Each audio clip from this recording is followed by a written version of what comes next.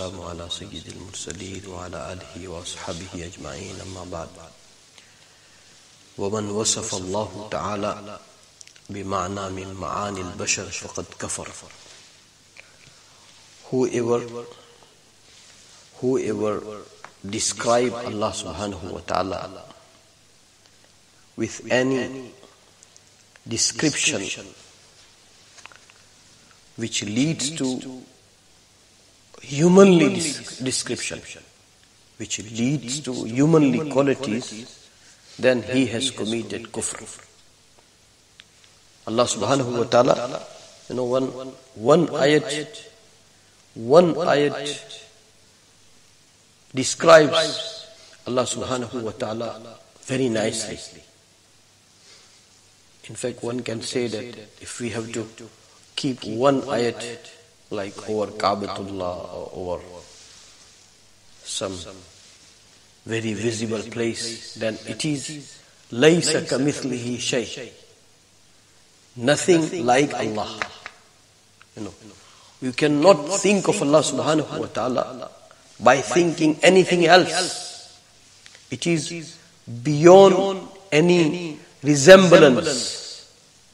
It is beyond any thinking and comprehension. That's why this first sentence it is being said that whoever will give quality to Allah subhanahu wa ta'ala with any meaning which has the meanings of human being, then he is committing kufr. So your description of Allah subhanahu wa ta'ala, if you are trying to describe him like human, then you are committing kufr. He is not like human. فَمَنْ أَبْصَرَ هَذَا اِعْتَبَرَ. And whoever will have this, that Allah, there is none like Allah. There is no resembling feature like Allah subhanahu wa ta'ala. There is no resembling deity like Allah subhanahu wa ta'ala. Allah subhanahu wa ta'ala, He is unique. Whoever will believe, then that belief is valid. That belief is valid. وَأَنْ مِثْلِ قَوْلِ الْكُفَّارِ إِنْ زَجَرْ. Allah subhanahu wa ta'ala, when it came to Quran, in هَذَا إِلَّا قَوْلُ الْبَشَرِ, they said, after listening to Quran, that it is the statement of human being. Allah subhanahu wa ta'ala warned them.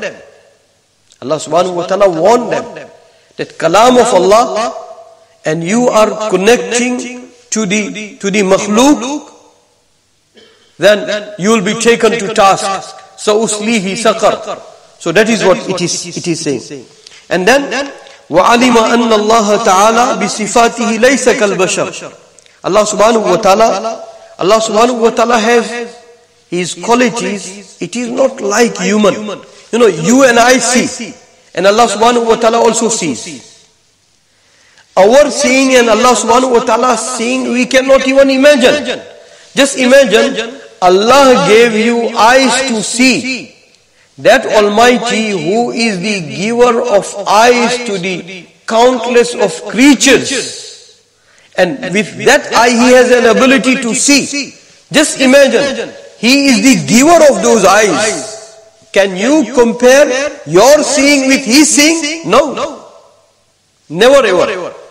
So, and then another Aqidah.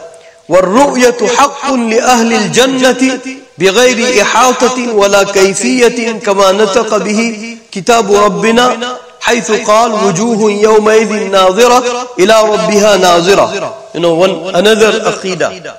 Very, very, very delicious Aqidah. For this Aqidah we live and die. For every Aqidah, but for this Aqidah, it's our ultimate goal. That is what will make our iftar. And what is that Aqidah? وَالرُّؤْيَةُ حَقٌّ. We will be seeing Allah subhanahu wa ta'ala on the day of judgment into the Jannah. That is haqq. Ru'yat of Allah subhanahu wa ta'ala is haqq. We will have didar of Allah subhanahu wa ta'ala. We will have ziyarat of Allah subhanahu wa ta'ala into the Jannah, li ahli al-Jannati. Ru'yat, didar of Allah subhanahu wa ta'ala, sighting of Allah subhanahu wa ta'ala, it is haqq for the people of Jannat, bighayri ihatatin. You cannot define it now, how it will be. Wala kayfiyatin, how you cannot draw it. You cannot describe it. You cannot imagine it now in this world. Without any boundary, without any description, without any drawing, we believe into the ru'yat of Allah subhanahu wa ta'ala for the people of Jannat. For the people of Jannat, may Allah subhanahu wa ta'ala, may Allah subhanahu wa ta'ala, just now I was talking to Brother Waqar, sometimes you go through tests, what will happen? What will happen? Just to make you understand. Umar radiyallahu ta'ala, his majlis was on. His majlis was on. And Abu Sufyan radiyallahu ta'ala, he was supreme leader of Makkah Mukarramah into the time of Jahiliyyah. But he accepted Islam only onto the day when Makkah's conquest took place. That day he accepted Islam. His son Ikrama bin Abi Jahal, he was one of the prince of Makkah Mukarramah. He also accepted Islam afterwards.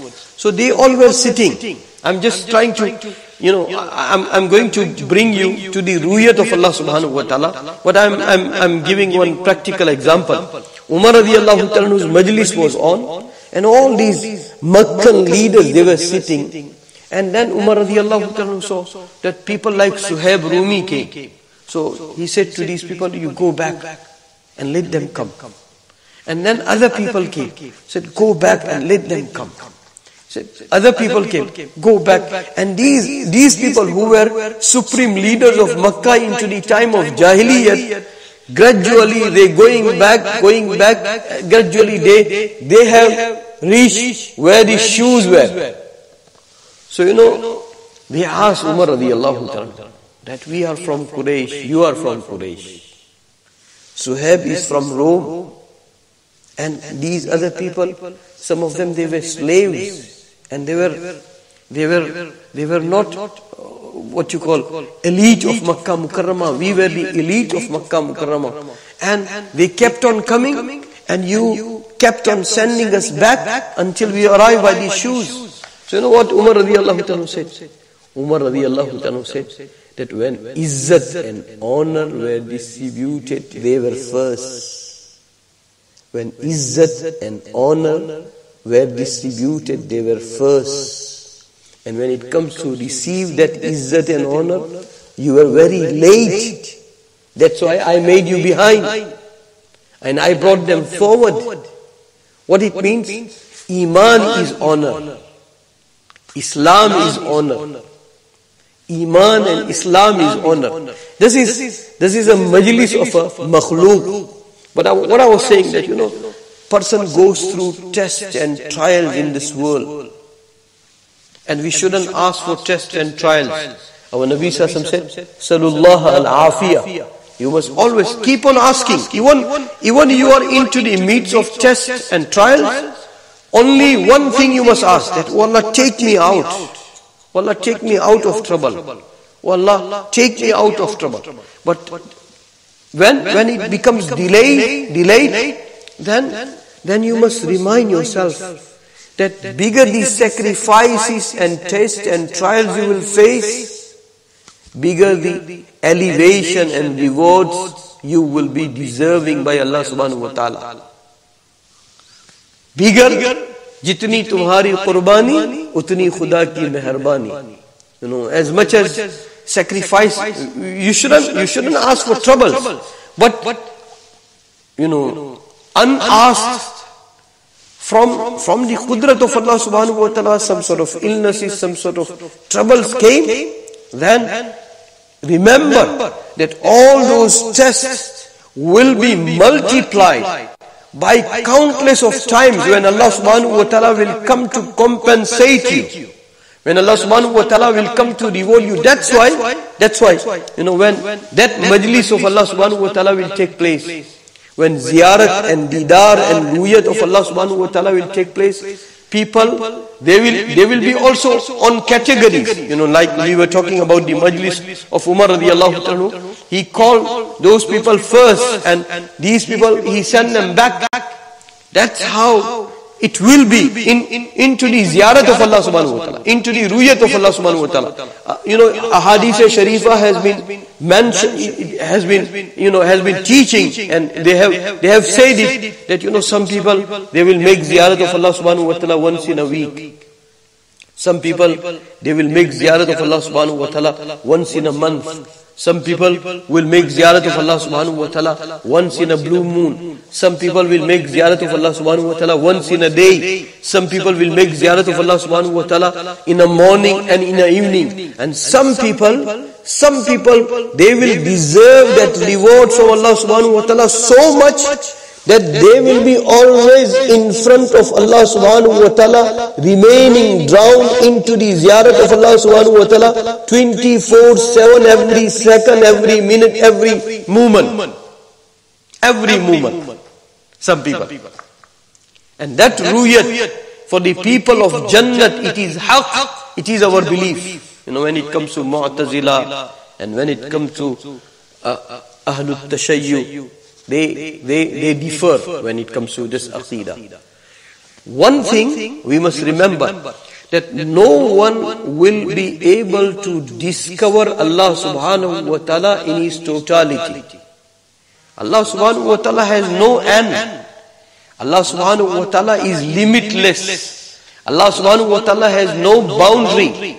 That's why, in Jannat, no one will never get fed up. In this world, you have one of the biggest luxury of the world, biggest villa of the world, or biggest ride of the world, or whatever, you can imagine. But one day you become fed up. But in Jannat, you will never become fed up. These favors of Jannat will be so exciting that you will never get fed up. Then imagine that is the situation of makhluk. Will you get fed up by the ruyat and didar and mulaqat and meeting of Allah subhanahu wa ta'ala? Never. Your excitement will grow. You will have that buzz. That's why when you will return from the ruyat of Allah subhanahu wa ta'ala, your family, they will stare at you, that you are changed.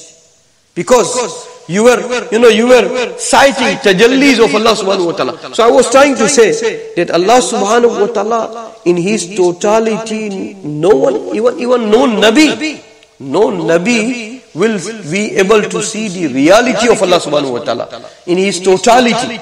Allah subhanahu wa ta'ala, whatever, your amal, your iman, your spirituality, how much you have worked on your spirituality, on your soul, on those internal abilities. That much you will be entertaining yourself from the ruyat of Allah subhanahu wa ta'ala. So that's why, when I was giving example, that somebody will be in a once in a blue moon, somebody will be once in a month, somebody will be once in a week, somebody will be once in a day, somebody will be every morning, every evening, and somebody will not even move from that. So that is the situation. And when people, they become tested, Allah subhanahu wa ta'ala said, Inna Allah ma'as sabiri. Inna Allah ma'as sabiri. Allah subhanahu wa ta'ala, for few very high ranking amal, Allah subhanahu wa ta'ala has declared His closeness. And people who become tested, they are being projected, or they are being proclaimed that they will be having that closeness and ma'iyyat of Allah subhanahu wa ta'ala.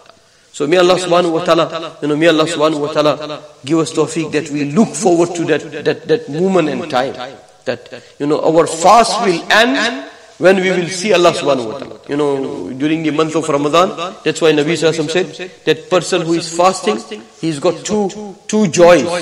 One, when he breaks the fast, that is the matter of joy.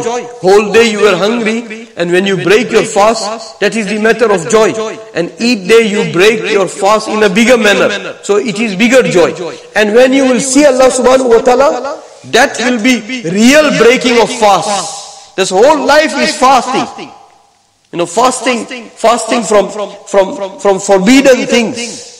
And fasting for the sake of Allah subhanahu wa ta'ala, ziyarat and didar and ru'yat. So may Allah subhanahu wa ta'ala, give us highest rank, May Allah subhanahu wa ta'ala keep us with His Habib sallallahu alaihi wasallam.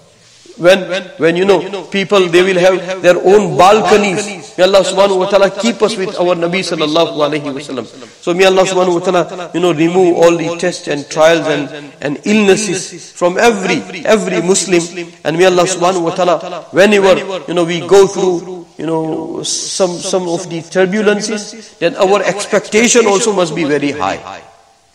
We should ask Allah subhanahu wa ta'ala for trouble-free future, but at the same time, what we've been through, Allah subhanahu wa ta'ala will give, we should have very, very high expectation. May Allah subhanahu wa ta'ala give us imani expectation. So, وَالرُّؤْيَةُ حَقٌّ لِأَهْلِ الْجَنَّةِ بِغَيْرِ إِحَاطَةٍ وَلَا كَيْفِيَّةٍ كَمَا نَطَقَ بِهِ كِتَابُ رَبِّنَا حَيْثُ قَالَ. It is being said that ru'yat is haqq. Meeting of Allah subhanahu wa ta'ala, sighting of Allah subhanahu wa ta'ala, it is haqq for the people of Jannah, بِغَيْرِ إِحَاطَةٍ. You cannot cordon it, you cannot boundary it, and you cannot describe it. كَمَا نَتَقَ بِهِ كِتَابُ رَبِّنَا. It will happen the way Allah subhanahu wa ta'ala's kitab, Quran Majid had said. And what Quran has said?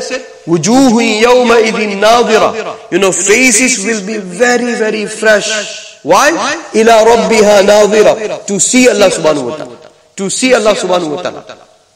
Our Hazrat Shah Hakim Muhammad Akhtar Sahib Rahmatullah Alayhi used to say that when you perform your salat, when you say Subhana Rabbiyal Azim, or when you make tilawat, or when you make tawaf, when you make umrah, when you do any ta'at, Nabi Sassam said that you worship Allah subhanahu wa ta'ala as if you are seeing Allah subhanahu wa ta'ala. That is the highest rank of offering any ibadat. And Nabi Sassam said, if you cannot do, then the lower level, that thing when you are doing ibadat, and our whole life is ibadat. So think that Allah subhanahu wa ta'ala is seeing you. The first best, that do it with expectation and imagination that you are seeing Allah subhanahu wa ta'ala. But if you cannot achieve that, then think that Allah subhanahu wa ta'ala is seeing you. So our Hazrat used to say that, كَأَنَّكَ تَرَاهُ, as if you are seeing Allah subhanahu wa ta'ala. As if that is the spectacles in this world. And when we will go into the hereafter, then that as if will go, and in reality we will see Allah subhanahu wa ta'ala. May Allah subhanahu wa ta'ala give us aqaid of Ahlus Sunnati wal Jama'ah. May Allah subhanahu wa ta'ala make us live and die on these aqaid. Subhanallah wa bihamdihi. Subhanakallahumma wa bihamdika wa nashhadu an la ilaha illa anta nastaghfiruka.